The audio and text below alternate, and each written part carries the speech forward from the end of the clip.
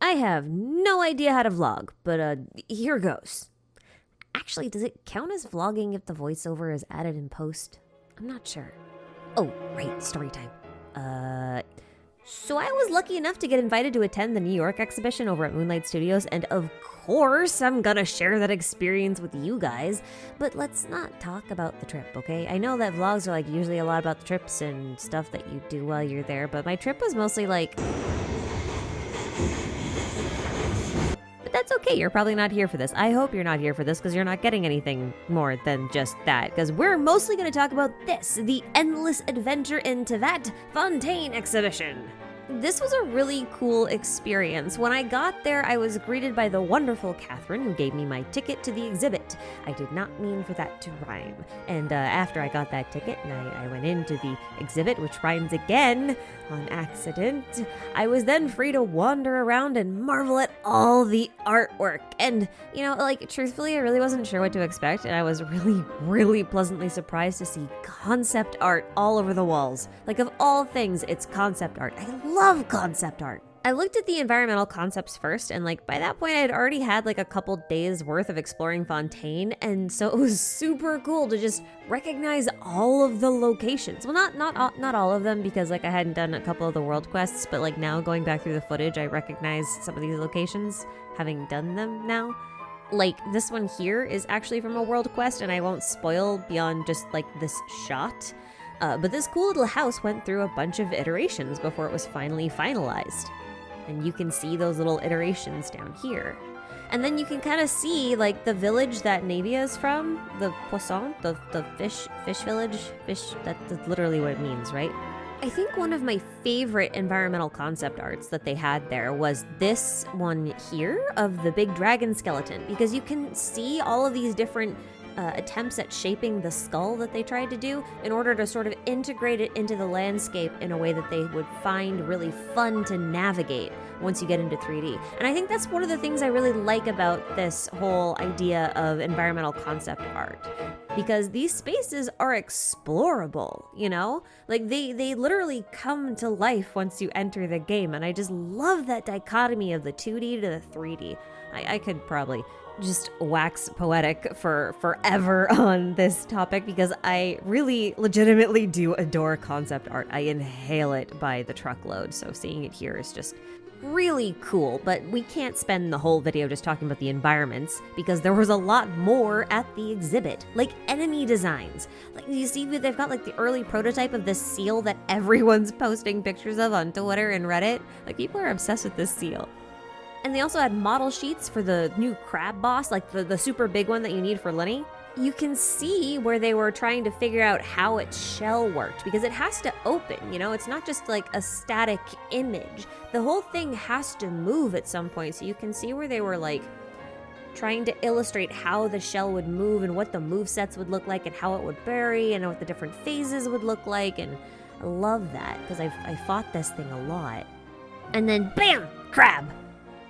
I wanted to take this thing home with me, but they wouldn't let me. But the idea of designing a boss for movement, because you have to actually fight it at some point, right? It doesn't just sit statically on a page. That idea is so interesting to me. And I was really interested to see how they would translate it for other bosses that weren't organic, like the machine-based bosses. And I was not disappointed, because they had a lot of stuff on the machines, specifically with the Capellia boss duo, which is, honestly, this is probably my favorite boss in the game right now. This one is really interesting from the concept sheet side of things, because you can see how many different iterations they went through trying to figure out how these two would look, not just on their own, but together. And that really comes through. Like, you can really see how they were thinking about the movement, even at these early stages, before they even knew what the final bosses would look like. Like, if you look at this candelabra design, the skirt is so big and round that it's kind of hard for the two, you know, mechas to dance together. So they had to scrap it, right? And you can see they've even got like the little choreography of the whole arena. Like they knew it was going to be a round arena, so they're like, well, how do they move throughout the entire arena? How does this boss look in 360 degrees while it's twirling around you? And what does its attacks look like and all that kind of stuff? There's so much more to this than just sketching out a good visual design. You know what I mean? And they do the same thing for playable characters too, not just enemies. There were full character sheets there for Linny and Lynette and Fremine, as well as some very early versions of their elemental bursts, and also some sketches to show how each character is supposed to move in their final animations, or like how they could move, because who knows if some of these different actions were scrapped at any point, or moved to an idol, or to a one of the cutscenes or something like that, right? And then of course there's tiny Linny and Lynette, and oh my god, they're just so cute and I want to squish them. Okay, so I was pretty lucky and I got to walk around early on in the day before everyone else was let in. So the place was pretty empty at that point, and that meant I got this really trippy, immersive stage area all to myself. Now the camera doesn't really do it justice, and I'm sorry about that. I don't really have another way of doing this. I don't actually own a selfie stick, and I feel like for this project I probably should have gotten one. Underwater exploration makes up a huge part of the Fontaine experience, so I thought it was really cool just to get to experience this like up on a huge screen, because usually we're playing like on our phones, little 3 to 6 inch screens and like, you know, 17 to 24 inch monitors and that kind of stuff, so like having it like the whole size of a wall was just wild. Anyway, at this point in the day, I wasn't really done walking around, but the crew on site had booked some live outdoor music, so I went outside to go look at that. First up, they had like this brass band that was playing some of the new Fontaine tunes, and you've probably heard some of them early on to this video. I don't actually know how I'm editing this, so you may not have, but they were also followed up by this a cappella group who beatboxed their way through the title screen theme, and then Raiden's theme, Nahida's theme, and Zhongli's theme, but no Venti theme, which I thought was weird, but I really loved their rendition of Zhongli's.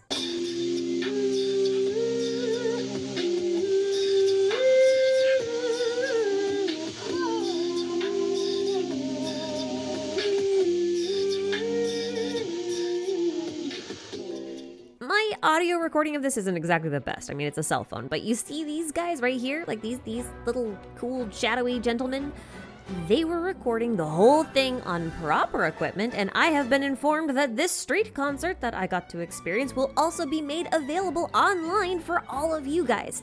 In fact, the entire exhibition will be available online. This digital version of the exhibition will include character, enemy, and scenery concept arts, like some of the stuff I showed you earlier, also the recordings of the street concerts, and some questing. Yeah, I didn't really mention this, but the physical exhibition also had some quests that you could participate in for some merchandise, like holographic character cards. I pulled a cute little Fremine. Now, it seems like online participants will also be able to obtain some exclusive wallpapers, some in-game items, some Primogems, and some lucky participants might even also win some merchandise.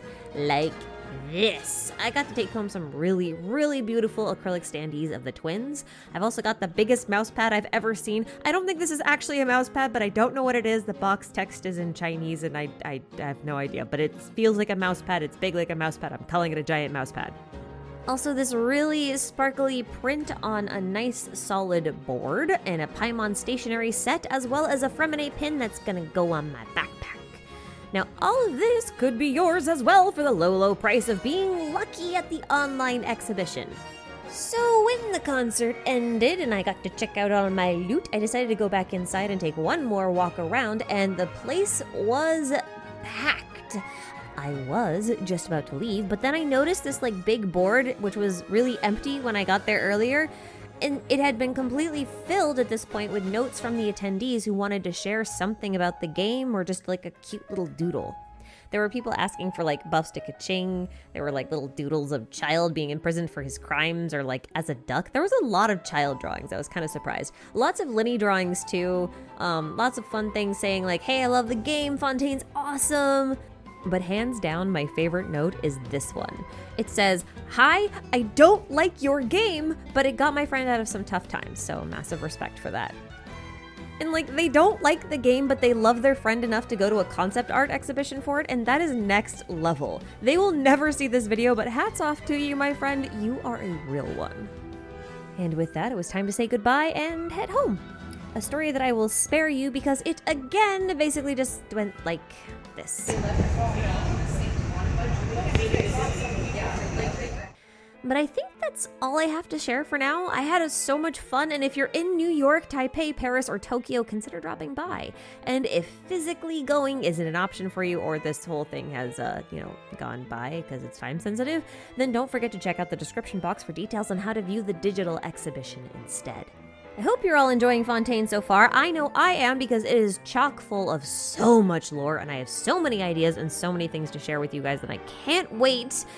So I'm gonna head off and go do that. So thanks for watching. Take care, guys.